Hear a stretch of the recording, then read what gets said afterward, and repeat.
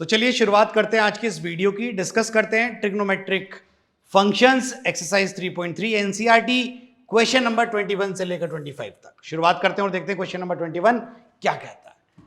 तो question number 21 कह रहा है prove that cos 4x plus cos 3x plus cos 2x divided by sin 4x plus sin 3x plus sin 2x is equal to cot 3x। आपको ये proof करना है। तो आप लेफ्ट हैंड साइड को लेकर चलेंगे और लेफ्ट हैंड साइड में आप यहां पर अप्लाई करेंगे cos c plus cos d। अब सबसे पहला सवाल आपके मन में यह आएगा कि यहां पर 3 cos आपके पास हैं, तो किन 2 cos में आइडेंटिटी लगाई जाए, जिसका एंगल सबसे बड़ा है और जिसका सबसे छोटा है। क्योंकि जब cos c plus cos d का एंगल लग रहा होता है, फॉर्मूला लग रहा होता है, तो आता है 2 cos c plus d by 2 cos c minus d by 2। तो c प्लस d बाई 2 होता है, तो छोटे और बड़े एंगल के सम का भी हाफ हो जाता है। तो बड़ा एंगल 4x से छोटा 2x है, तो का सम 6x का आधा 3x है। तो ये जो बीच वाली टर्म है ना, ये आमतौर पर हमें मिल ही जाती है। जब भी cos c plus cos d लगाएंगे और हमारे पास चॉइसेस होंगी, तो हम सबसे बड़े और सबसे छोटे एंगल को लेके चलेंगे, हमारा काम आसान हो जाता है। तो cos c plus cos d formula वहां पर मैंने लिखा हुआ है, तो हो जाएगा 2 cos 4x plus 2x 6x by 2 3x cos c minus d, तो 4x minus 2x by 2 is x plus ये cos 3x as it is लिखा जाएगा बेटा जी, डिवाइडेड बाय। अब आप लगाएंगे sin c plus sin d same procedure के साथ, तो हो जाएगा 2 sin c plus D by 2 cos c minus D by 2 plus, अब ये sin 3x आ जाएगा बेटा जी। अब आप ऊपर से cos 3x अगर आप कॉमन लेते हैं, तो बेटा जी ऊपर से बचता है 2 cos x प्लस 1, और नीचे से अगर आप sin 3x कॉमन लेते हैं, तो आपका बचता है 2 cos x प्लस 1। और आप जानते हैं ये सेम क्वांटिटी आपस में कैंसिल आउट हो जाएगा, और cos चीज डिवाइड बाय sin वही चीज, तो आपके पास बचेगा cot चीज यानी cot 3x। तो बेहद सरल ये सवाल है। सिर्फ आपको cos c plus cos d, sin c plus sin d, ये 4 फॉर्मूले होते हैं, 2 cos c minus cos d और sin c minus sin d के भी होंगे, बस ये आपको याद होने चाहिए। चलिए आगे बढ़ते हैं और अपना अगला सवाल देखते हैं। तो अगला सवाल है prove that cot x cot 2x minus cot 2x cot 3x minus cot 3x cot x 1 के बराबर होगा। तो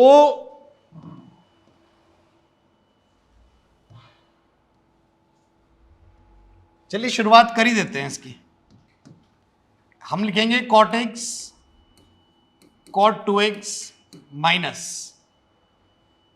इन दोनों में cot 3x कॉमन है, तो माइनस का cot 3x कॉमन निकाल लीजिए, तो अंदर बचेगा cot x plus cot 2x।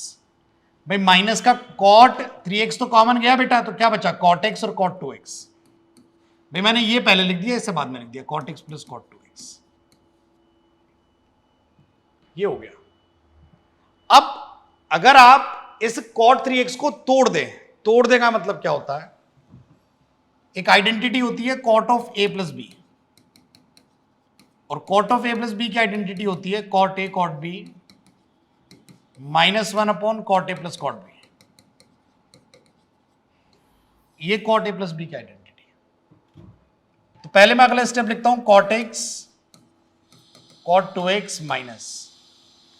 अच्छा ये वाला जो माइनस है, मैं इसके अंदर एडजस्ट कर देता हूं, ये ठीक है, लिखा रहने देता हूं।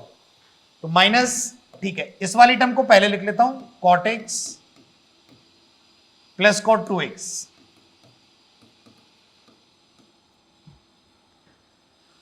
अब यहां जो cot 3x है, इसके एंगल 3x को मैं x प्लस 2x लिख सकता हूं।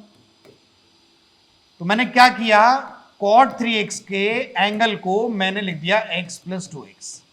अब इसमें मैं आइडेंटिटी लगा देता हूं cot of a plus b वाली, सुनते रहिएगा भाई।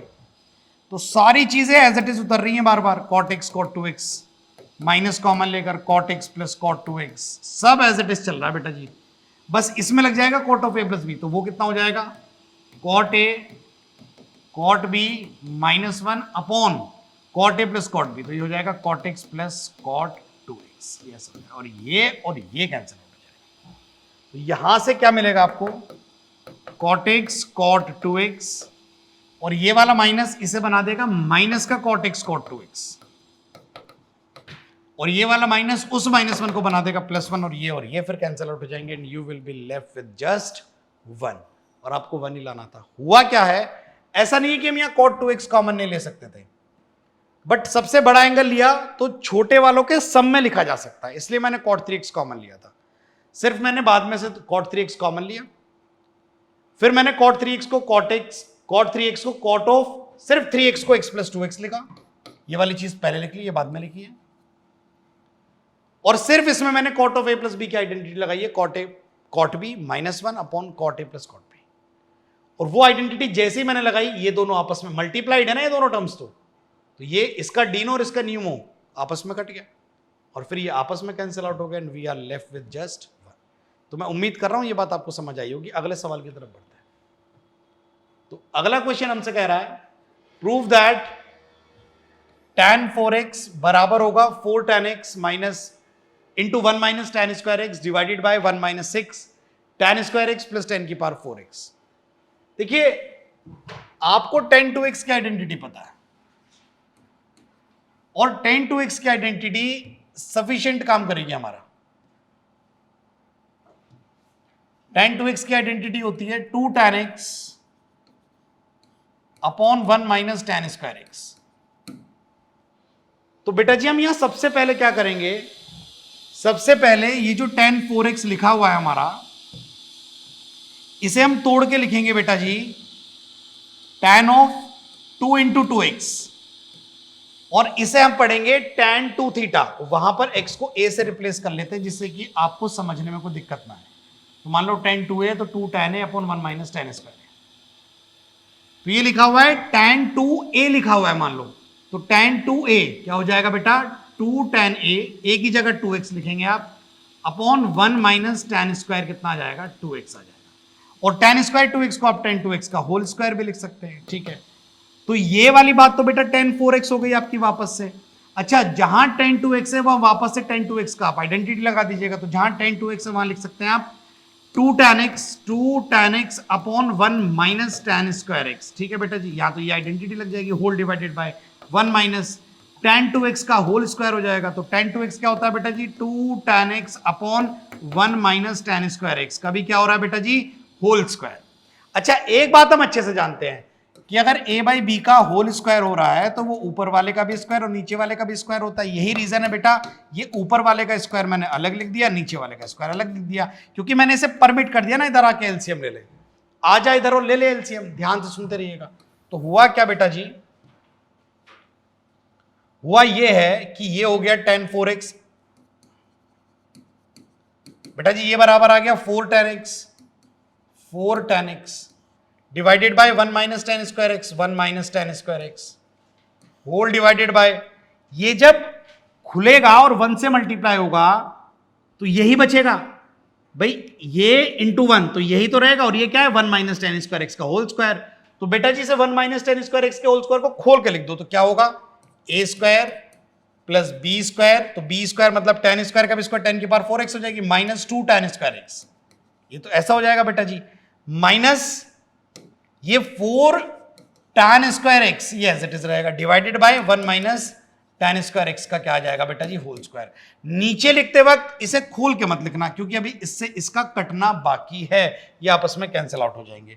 तो बेटा जी 1 - tan square x 1 - tan square x cancel out हो जाएगा, तो tan 4x आपका आ जाएगा, ये बची हुई चीज ऊपर चली जाएगी, तो ये हो जाएगा 4 tan x into 1 - tan square x divided bye, तो नीचे बचा है सबसे पहले सबसे बड़ी 10⁴x minus 6 tan square x + 1, तो tan 4x बराबर आ रहा है 4 tan x times 1 - tan square x, 1 - 6 tan square x + 10⁴x। तो मैं उम्मीद करता हूं ये क्वेश्चन आपको जो है वो जरूर समझ में आया होगा। बस हुआ ये है कि tan 2x की जो आइडेंटिटी है ये हमने सिर्फ 2 बार अप्लाई करी है। पहले तो 4x को tan 2 थीटा कर दिया, और उसके अंदर फिर tan 2x की आइडेंटिटी एक बार और लगाई और एलसीएम लिया, और वैसे ही हम अपने आंसर के करीब पहुंच गए। चलिए बढ़ते हैं और अपना अगला सवाल देखते हैं। This is question number 24। ये आपका क्वेश्चन नंबर 24 बनता है जी, देखते हैं। cos 4x, देखिए cos 2x की आइडेंटिटीज आप जानते हैं, इनफैक्ट cos 2x, ठीक है, cos 2x लिख देते हैं।